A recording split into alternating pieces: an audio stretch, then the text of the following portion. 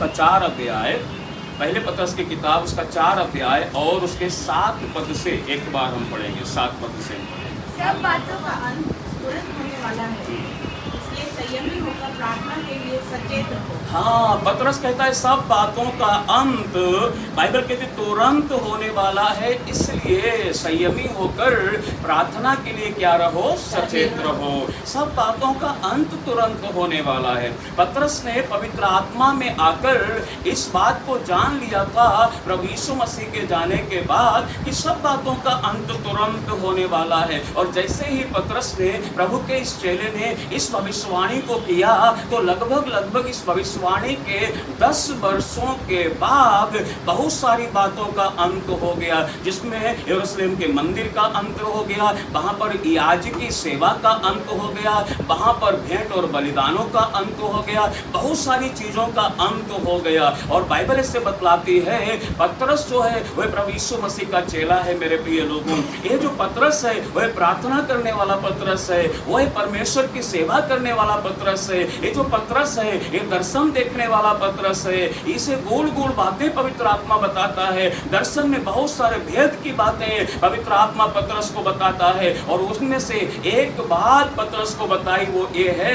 कि सब बातों का अंत तुरंत होने वाला है, इसलिए तुम क्या करो, संयमी होकर क्या करो, प्रार्थना के लिए संयमी होकर प्रार्थना के लिए सचेत रहो। मेरे प्रियो, जैसे ही पत्रस को ये बात मालूम पड़ी कि सब बातों का अंत तुरंत होने वाला है, उसने यहाँ पर 4 आज्ञाएं कलीसिया को दी। कितनी आज्ञाएं दी? 4 आज्ञाएं। इन 4 आज्ञाओं को जब प्रभु के दास पत्रस ने कलीसियाओं को दी, तो आज ये 4 आज्ञाएं मेरे और आपके लिए भी अति आवश्यक हैं। मेरे प्रिय लोगों, जब प्रभु का दास कहता है सब बातों का अंत तुरंत होने वाला है, और उसके बाद 4 आज्ञाएं जब कलीसिया को दी, तो कलीसिया ने उन 4 आज्ञाओं को जान पाया। आज भी कलीसियाओं को इन 4 आज्ञाओं को जानने की, इन 4 आज्ञाओं को मानने की आवश्यकता है। उनमें से सबसे पहली आज्ञा क्या है मालूम है? यदि हम 7 पद पढ़ें तो उसमें 2 आज्ञाएं हैं। यदि हम 8 पद पढ़ें उसमें 1 आज्ञा है। यदि हम 9 पद पढ़ें उसमें 1 आज्ञा है। इस तरह 3 पद मिलाकर उनमें 4 आज्ञाएं बताई गई हैं। 7 पद में 2 आज्ञाएं हैं, 8 में 1 है, 9 में 1 है। अब हम 7 पद को एक बार पढ़ेंगे। सब बातों का अंत तुरंत होने वाला है जी, इसलिए संयमी होकर। पहली आज्ञा क्या है? संयमी होकर। संयमी रहिए कलीसिया, हर बात में संयम होना बहुत जरूरी है। आज हम देखें तो लोगों के अंदर क्या नहीं है? संयम नहीं है। संयम, उनको क्रोध बहुत जल्दी आ जाता है, उनको गुस्सा बहुत जल्दी आ जाता है, उनको जलन बहुत जल्दी हो जाती है, उनको चिढ़ बहुत जल्दी हो जाती है, उनको एक दूसरे के प्रति बहुत सारी बुराइयां बहुत जल्दी आ जाती हैं। संयम नहीं है लोगों के जीवनों के अंदर में। लेकिन पत्रस ने कलीसिया को जो सबसे पहली आज्ञा दी है वो है संयमी होकर। संयम होना बहुत जरूरी मेरे प्रिय लोगों। जवानों को अपने शरीर को पर संयम नहीं है, कई लोगों को अपनी आंखों के ऊपर संयम नहीं है, कई लोगों को अपनी जुबान के ऊपर संयम नहीं है, कई लोगों को अपने कानों के ऊपर संयम नहीं है, कई लोगों को अपने चाल चलन पर संयम नहीं है। संयम रखना बहुत जरूरी है मेरे प्रिय लोगों। जब आप खाना खाते हैं ना, उस समय भी आपको संयम होना चाहिए। कई बार स्वाद के चक्कर में कई लोगों को खाना खाने के ऊपर में संयम नहीं है। कहीं भी मिल जाए, कुछ भी मिल जाए, कैसा भी मिल जाए, हम क्या कर लेंगे? खा लेंगे।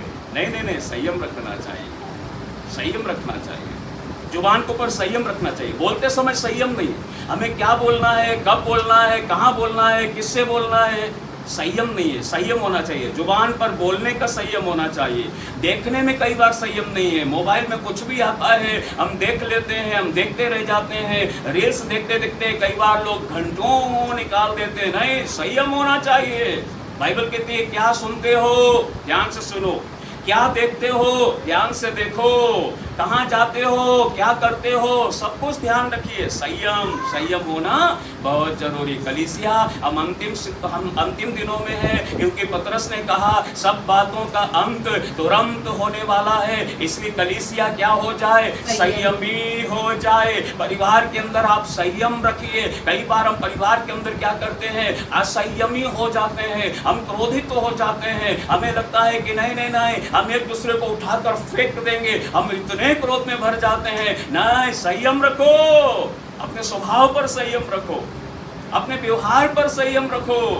सो पहली आज्ञा जो कलीसिया को पतरस ने दी, वो बाइबल कहती है संयमी हो जाओ, संयम रखो। जी, दूसरा, प्रार्थना के लिए सचेत रहो। दूसरी जो आज्ञा थी वो है प्रार्थना के लिए क्या रहो, हाँ, प्रार्थना के लिए सचेत रहो, अर्थात प्रार्थना करते ही रहो, प्रार्थना बंद मत करो। यदि आप लूका की किताब 18 अध्याय उसका पहला पद पढ़े तो वहां पर यीशु मसीह ने कहा नित्य प्रार्थना करना और हियाव ना छोड़ना चाहिए। और उसके बाद यीशु मसीह ने एक वहां पर दृष्टांत बताया कि एक अधर्मी राजा था, एक अन्यायी राजा था, जो ना मनुष्यों से डरता था ना किसी और से डरता था। और बाइबल कहती उसके पास एक महिला जाती थी और बार बार जाकर कहती थी मेरा न्याय चुका, मेरा न्याय चुका। वह राजा बोलता है ये महिला ने बार बार आकर मेरी नाक में दम कर दिया है, इसका न्याय क्या करो, चुका दो, इसका न्याय चुका दो। तो हमारा तो राजा अधर्मी राजा नहीं है मेरे प्रिय लोगों, हमारा राजा न्यायी राजा है, हमारा राजा अच्छा राजा है। जब परमेश्वर के लोग बार बार परमेश्वर के पास जाएंगे,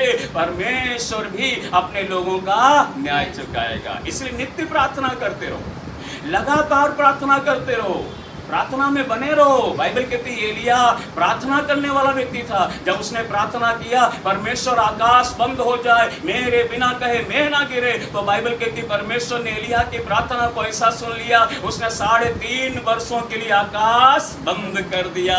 और फिर जब एलिया ने प्रार्थना किया परमेश्वर आकाश खुल जाए, तो बाइबल कहती परमेश्वर ने एलिया की प्रार्थना को ऐसा सुन लिया कि परमेश्वर ने 3.5 वर्षों के बाद आकाश को खोल दिया और एक भारी बारिश होने लगी। कलीसिया प्रार्थना के लिए सचेत रहो। आप कितनी देर प्रार्थना करते, आप कब प्रार्थना करते?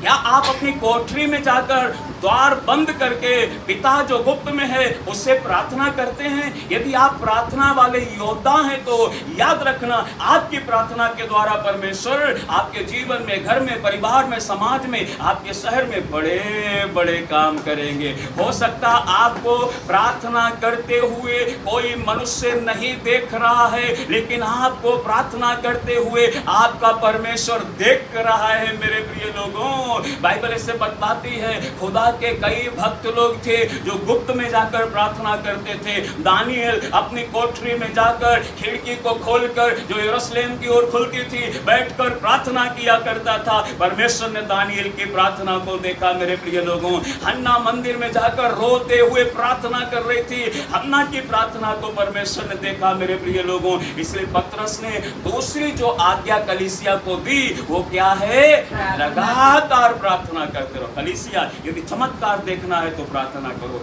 यदि चंगाई देखनी है तो प्रार्थना करो, यदि उद्धार पाना है तो प्रार्थना करो, यदि अद्भुत काम देखने हैं तो प्रार्थना करो। मैं कहना चाहता हूं कलीसिया प्रार्थना के लिए जाग जाइए। पतरस कलीसिया को ये आज्ञा दे रहा है, दूसरी आज्ञा क्या करो, प्रार्थना करो। जी आगे पढ़ेंगे। सबसे श्रेष्ठ बात यह है, तीसरी आज्ञा सबसे श्रेष्ठ बात यह है कि एक दूसरे से अधिक प्रेम रखो।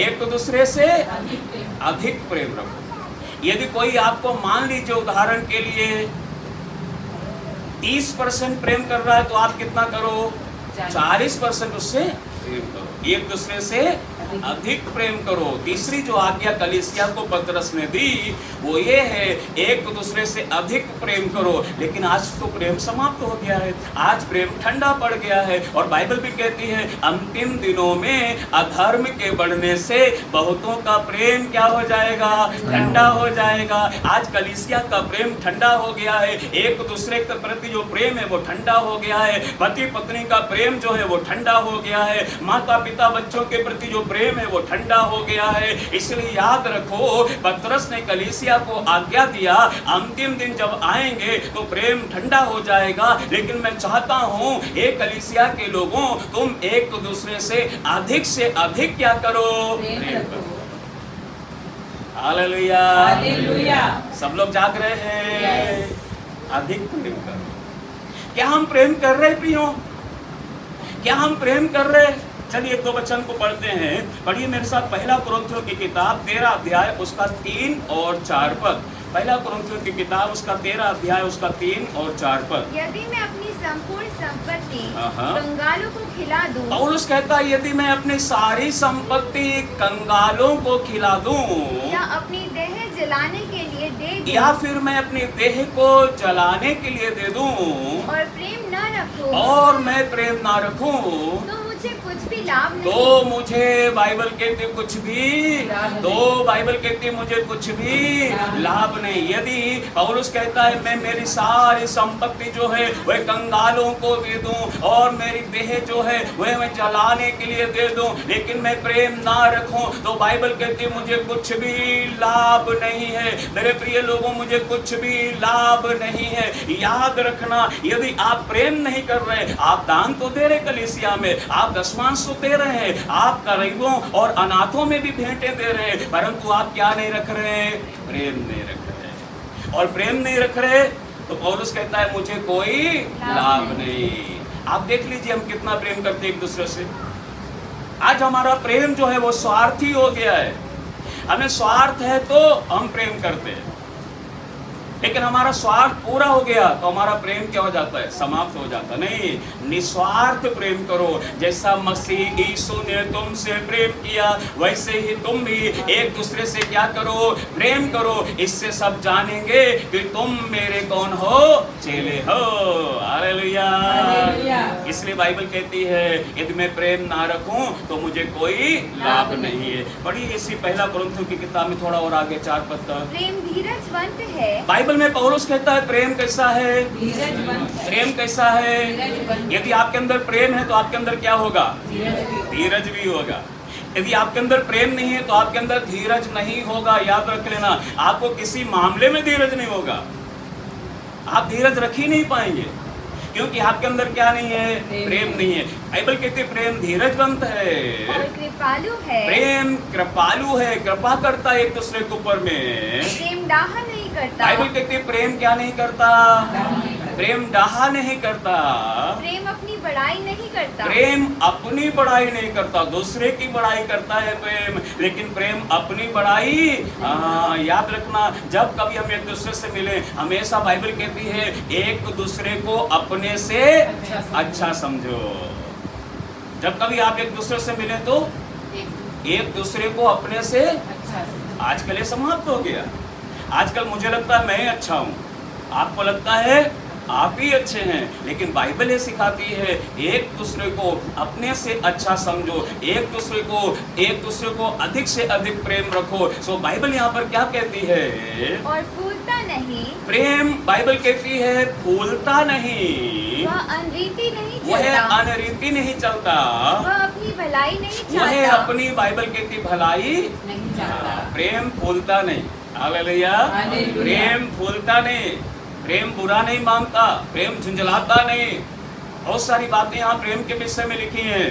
पौलुस वही कहता है यदि मैं अपनी सारी संपत्ति कंगालों को दे दूं, अपने देह जलने के लिए दे दूं, परंतु प्रेम ना रखूं तो मुझे कोई लाभ नहीं है। पतरस ने कलीसिया को तीसरी जो आज्ञा दी वो अधिक से अधिक एक दूसरे से क्या करो? प्रेम करो। लेकिन आज प्रेम समाप्त हो गया कलीसिया। आप अपने अंदर झांक कर देखिए, क्या मेरे अंदर आज भी मसीह का प्रेम है? क्या मैं लोगों से निस्वार्थ प्रेम कर पा रहा हूँ या कर पा रही हूँ? क्या मैं मसीह के प्रेम को लोगों के सामने प्रकट कर पा रहा हूँ, कर पा रही हूँ? यदि ऐसा है तो हम खुदा के वचन के आज्ञा के अनुसार चल रहे, परंतु यदि हम नहीं कर पा रहे हैं तो याद रखना हमें आज अपने जीवन में प्रेम को मांगने की आवश्यकता है। बाइबल कहती है यदि मैं स्वर्गदूतों की बोलियां बोलूं और प्रेम ना रखूं तो मैं ठनठनाता हुआ पीतल और झनझनाती हुई झांझ हूं। कोई हमारे से नहीं सुनेगा, हम जब बोलेंगे कोई प्रभाव लोगों के जीवन में नहीं पड़ेगा। क्यों? क्योंकि प्रेम नहीं है। लेकिन जब प्रेम होता है ना तो प्रभाव पड़ता है बोलने के कारण। चलिए एक और वचन इसी में पढ़ते हैं, पहला कुरिन्थियों की किताब 4 अध्याय उसका 18 पद पढ़िए एक बार। पहला कुरिन्थियों 4 अध्याय उसका 18 पद। कुछ तो ऐसे फूल गए हैं। पौलुस ने कुरिन्थियों की कलीसिया को ही लिखा, कुछ तो क्या हो गए हैं? ऐसे फूल गए हैं। हाँ, अभी हमने 13 अध्याय में क्या पढ़ा? प्रेम फूलता नहीं। प्रेम क्या नहीं होता है? फूलता नहीं। लेकिन कुरिन्थियों की कलीसिया के लोगों में पौलुस को मालूम है कुछ लोग तो क्रोध में, गुस्से में, कुछ बातों को लेकर ऐसे फूल गए, मानो मैं तुम्हारे पास आने ही का नहीं। मानो मैं तुम्हारे पास आऊंगा ही नहीं। इसका मतलब पौलुस कहीं दूर था या फिर वो बंदी गृह में बंद था। उसने कुरिन्थियों को पत्री लिखते हुए बोला कुछ तो ऐसे फूल गए, उन्हें लगता है मानो मैं तुम्हारे पास आने का ही नहीं। हेलो, चर्च में भी तो ऐसा ही होता है ना, कलीसिया में ऐसे होता ना। कुछ लोग पास्टर्स ऐसे फूल जाते ना और फूल के घर बैठ जाते, चर्च ही नहीं आते। फोन लगाओ उठाते ही नहीं, जवाब देते ही नहीं, पूछो क्यों नहीं आए, बस ऐसे ही नहीं आए। क्या हो गया? नहीं कुछ नहीं हुआ। उनको लगता है जैसे हम लंदन में रह रहे, पास्टर कभी आएंगे ही नहीं। पौलुस क्या बोलता है मेरे प्रियो? पौलुस कहता है कुछ तो ऐसे फूल गए मानो कि मैं आने का ही नहीं, परंतु प्रभु ने चाहा। पौलुस कहता है लेकिन अगर खुदा ने चाहा, मेरे परमेश्वर ने चाहा, तो मैं तुम्हारे पास शीघ्र ही आऊंगा। मैं तुम्हारे पास शीघ्र ही आऊंगा। देखो, फूले हुओं के पास जल्दी जाना चाहिए। जो फूले हुए नहीं है ना उनके पास कभी भी जाओ चलेगा, लेकिन जो फूल गए ना उनके पास जल्दी जाना चाहिए, क्योंकि अब ये थोड़े फूले हैं और आपने जाने में देर की तो ये ज़्यादा फूल जाएंगे, और ये ज़्यादा फूल जाएंगे तो फिर उसके बाद क्या हो जाता है? क्या हो जाता है? ये आप लोग बोल रहे, मैंने नहीं बोला है ना। तो इसीलिए सही बात है, ज़्यादा फूल जाएंगे तो फूट जाएंगे, शैतान इनको फोड़ देगा मेरे प्रिय लोगों, इनका मन खराब हो जाएगा, इनका जीवन बर्बाद हो जाएगा। इसलिए कलीसिया में जो जल्दी फूल जाएं उनके पास प्रभु के लोगों को जल्दी जाना चाहिए। काहे के लिए? उनके फूले हुए मन को जानने के लिए, उनके अंदर क्या चल रहा है उनकी बातों का पता लगाने के लिए। कई बार होता है कलीसिया में कुछ लोग फूल जाते हैं, पास से पूछते हैं और सब बढ़िया बढ़िया, क्या कुछ हो गया? नहीं, अरे मालूम है कुछ तो हो गया, इसलिए तो जवाब ऐसे दे रहे हैं आप गुस्सा में। नहीं तो आप हंसकर जवाब देते हैं ना। अगर आपका मन अच्छा है ना तो आप पास से पूछता है और सब बढ़िया, जी सब बढ़िया बढ़िया बढ़िया, ऐसे जवाब देते हैं। लेकिन जो फूले होते हैं ना वो कैसे जवाब देता मालूम है? आप लोग को ज़्यादा अच्छे मालूम है, मुझे बोलने की आवश्यकता नहीं है। सो बाइबल क्या कहती है? कुछ तो ऐसे फूल गए कि मैं तुम्हारे पास आने का ही नहीं, लेकिन प्रभु ने चाहा तो मैं अति शीघ्र तुम्हारे पास आऊंगा। और उन फूले हुओं की बातों को नहीं, फूले हुओं की बातों को नहीं, परंतु उनकी सामर्थ्य को जान परंतु लूंगा। उनकी सामर्थ्य को पौलुस कहता है मैं जान लूंगा। हालेलुया। चर्च याद रखना, जो फूल जाते हैं वो बातों के कारण नहीं है, लेकिन उनके पीछे कोई दूसरी सामर्थ्य काम कर रही है। शैतान की सामर्थ्य काम कर रही है, दुष्ट आत्माओं की सामर्थ्य काम कर रही है। वो जो फूले बैठे हुए हैं ना, वो हो सकता बहुत सारी बातें होंगी। अरे पास्टर मुझे तो समय नहीं देते हैं, पास्टर मेरे से तो प्रार्थना ही नहीं कराते हैं, पास्टर मेरे घर में तो आते ही नहीं है, पास्टर इनको चाहते हैं मुझे नहीं चाहते हैं। पास्टर को पर दुनिया भर के दोष लगा सकते हैं, कलीसिया में एक दूसरे पर दोष लगा सकते हैं। लेकिन पौलुस क्या कहता है? मैं फूले हुओं की बातों को नहीं, लेकिन उनकी सामर्थ्य को जान जाऊंगा। उनके पीछे कौन सी सामर्थ्य काम कर रही है? इसका मतलब है पवित्र आत्मा की सामर्थ्य तो काम नहीं कर रही है। यदि पवित्र आत्मा की सामर्थ्य आपके जीवन में होती आप फूलते नहीं, लेकिन आपके पीछे दुष्ट आत्मा की सामर्थ्य है, इसलिए आप फूल कर घर में बैठ गए। जो ज्यादा फूल जाता है फिर उससे चला थोड़ी जाता है। आप देखना, किसी के पांव फूल जाते हैं ना फिर वो घर में बैठता है, क्या हो गया आप आए नहीं, सब पांव फूल गए, अच्छा तकलीफ हो रही इसलिए। ऐसे कोई दिमाग में फूल जाता ना, मन में फूल जाता ना, वो सबसे पहला काम करता है क्या मालूम है? चर्च आना बंद कर दे। फिर पास से जाता है, आप आए नहीं बस ऐसे ही नहीं आए, अरे मालूम है पीछे कौन सा सामर्थ काम कर रही है। ये तो पौलुस के दिनों में भी हो रहा था, ये तो आज के दिनों में भी हो रहा है। लेकिन याद रखिए प्रियो, पतरस ने कलीसिया को जो तीसरी आज्ञा दी वो ये है कि एक दूसरे से अधिक क्या करो, प्रेम करो।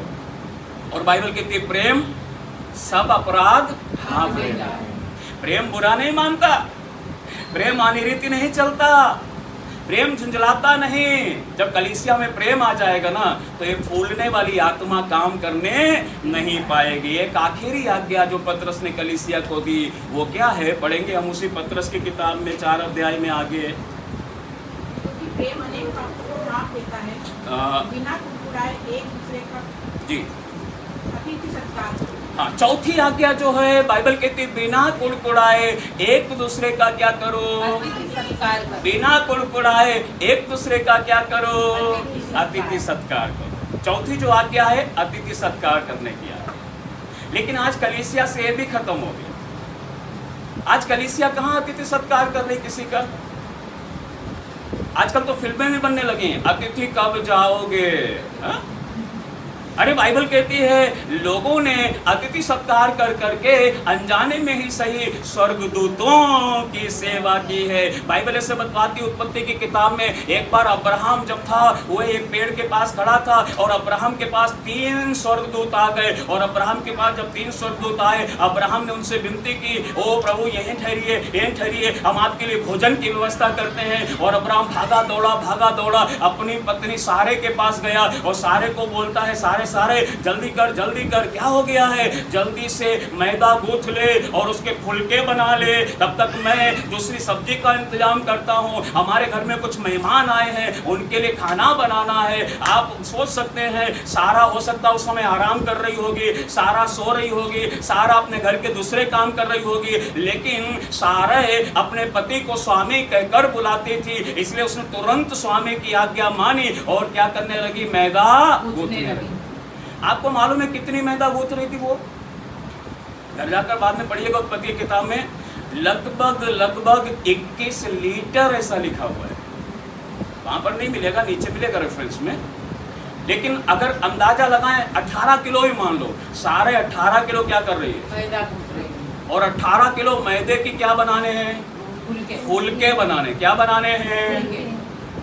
हमारे को 18 किलो छोड़ो, 800 ग्राम आटे के फुलके बनाने हो तो फुलके बाद में बनेंगे, पहले हमारा फुलका हो जाएगा। अरे धन्यवाद हो सारा के लिए। उसने बोला हाँ स्वामी हम बनाने के लिए तैयार हैं। आज घरों में रोटियां भी कैसे खाई जाती मालूम है? हेलो, कैसे खाई जाती हैं? गिन गिन के। हम गाना गाते हैं, गिन गिन के स्तुति करूं। आजकल रोटियां भी घर में खाते हैं। कितनी खाओगे आप? 2, आपकी मेरी 3। पहले बता देना, ज़्यादा मिलेगी नहीं। लेकिन धन्यवाद हो सारे के लिए। उसने बोला स्वामी हम तैयार हैं ये सब करने के लिए। सो बाइबल कहती है अतिथि सत्कार करो।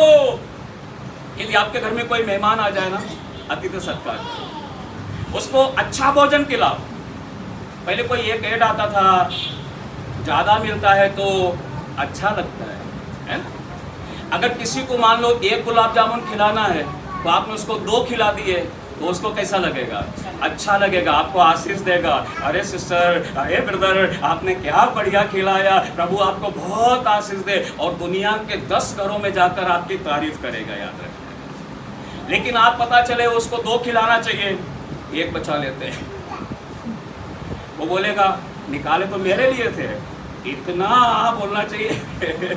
ऐसा व्यक्ति है उसने 1 वो भी बचा लिया, दुनिया के 10 घरों में जाकर आपकी बुराई करेगा। इसलिए अतिथि सत्कार करते रहो, अतिथि सत्कार करना मत भूलना।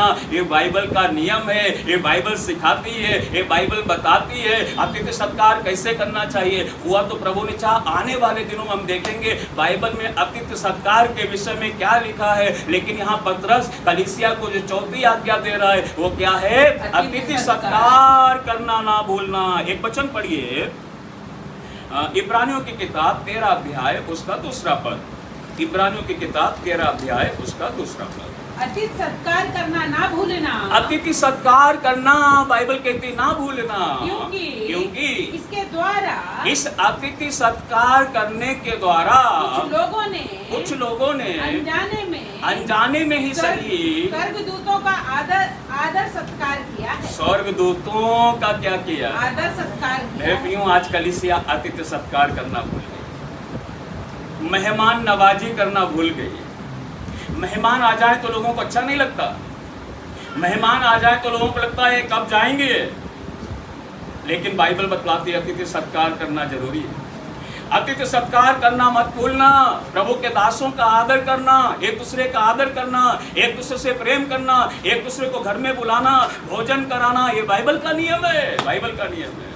बाइबल कहती जब पुराने समय में कोई व्यक्ति किसी को सराय में बैठे देखता था, कई बार उसे उठाकर कहाँ ले जाता था? घर ले जाता था। लूत ने क्या किया? जब दूतों को सराय में देखा तो सराय में ठहरने ना दिया, बाइबल कहती वो उन्हें अपने घर में ले गया। अब्राहम ने भी वही किया, कई लोगों ने वही किया। मेरे प्रिय लोगों, आज हो सकता है हम घर में किसी को नहीं ले जा सकते, लेकिन यदि कोई हमारा रिश्तेदार, कोई मेहमान हमारे घर में आ जाए तो हमें उसे अतिथि सत्कार करना चाहिए। ये बहुत जरूरी है। कलीसिया, पतरस ने कलीसिया को कितनी आज्ञाएं दी? कितनी आज्ञाएं दी? पहली कौन सी है? संयमी, संयम रखो, जुबान पर विशेष संयम रखो। दूसरी कौन सी आज्ञा है? प्रार्थना जरूर करो, सुबह उठते से प्रार्थना करो, शाम को सोने से पहले प्रार्थना करो, दोपहर में समय मिले प्रार्थना करो, रात में समय मिले प्रार्थना करो, प्रार्थना जरूर करो। तीसरी आज्ञा कौन सी है? प्रेम, अधिक से अधिक एक दूसरे को क्या करो? हाँ, प्रेम झंझलाता नहीं, प्रेम बुरा नहीं मानता। किसी ने कुछ बोल भी दिया, बुरा मत मानो, उससे मिलो, जाओ, बात करो, बहुत जरूरी है। चौथी आज्ञा कौन सी? आखिरी आज्ञा, अतिथि सत्कार करना। आपको मालूम है पतरस ने किस किस को लिखा था लेटर? बस एक आखिरी पद पढ़ लीजिए, इससे पहला पतरस की किताब, उसका पहला अध्याय, उसका पहला पद पढ़ लीजिए और हम उसके बाद प्रार्थना करेंगे। जी, उन परदेशियों के नाम पिंतुस, गलातिया, जी, तितर बितर होकर रहते थे, इतने सारे नाम दिए हैं, उनको ये पत्री लिखी गई और उनके साथ साथ मुझे और आपको भी ये पत्री लिखी गई। याद रखना मेरे प्रिय लोगों, ये पत्री ना सिर्फ उन दिनों की कलीसिया के लिए थी वरन आज की कलीसिया के लिए भी है। इसलिए बाइबल में जब पतरस ने आज्ञा दिया कि सब बातों का अंत तुरंत होने वाला है, 4 आज्ञाएं पतरस ने कलीसिया को सौंपी। कलीसिया, ये 4 आज्ञाओं में जरूर हम मानते रहना चाहिए, 4 आज्ञाओं को मानकर जरूर चलना चाहिए और जब हम चलेंगे परमेश्वर हमें आशीष देगा। सो प्रभु इन वचनों के द्वारा हम सभी लोगों को आशीष दे।